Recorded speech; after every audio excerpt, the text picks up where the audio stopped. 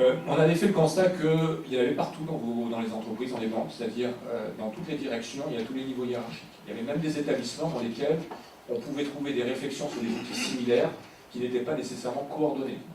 Mais ça, c'est normal, parce que les établissements sont sollicités par des startups qui viennent pour les RH, qui viennent pour la finance, qui viennent pour le commerce, qui viennent pour le risque. On n'a pas vraiment de plan ensemble, donc nous on a utilisé le terme de schéma directeur pour dire si on devait recorriger notre première recommandation qui était un plan IA, on parlerait de schéma directeur.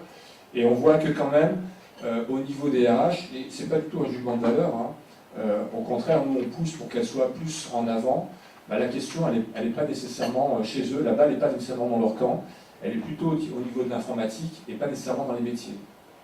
Donc ça, c'est quelque chose sur lequel on va continuer à travailler. Je vous l'ai dit, notre acronyme DRHM, ce n'est pas une coquetterie d'un cabinet de consultants parisiens, c'est vraiment quelque chose qui nous paraît important parce que finalement, ces thématiques du positionnement, du curseur entre l'homme, les collaborateurs, les collaboratrices et la machine se posent régulièrement. Et quand vous soulevez le capot, c'est ce que vous vous posez. Et finalement, quand on réfléchit sur les compétences et l'évolution des compétences, ce sont des sujets sur lesquels nécessairement vous travaillez.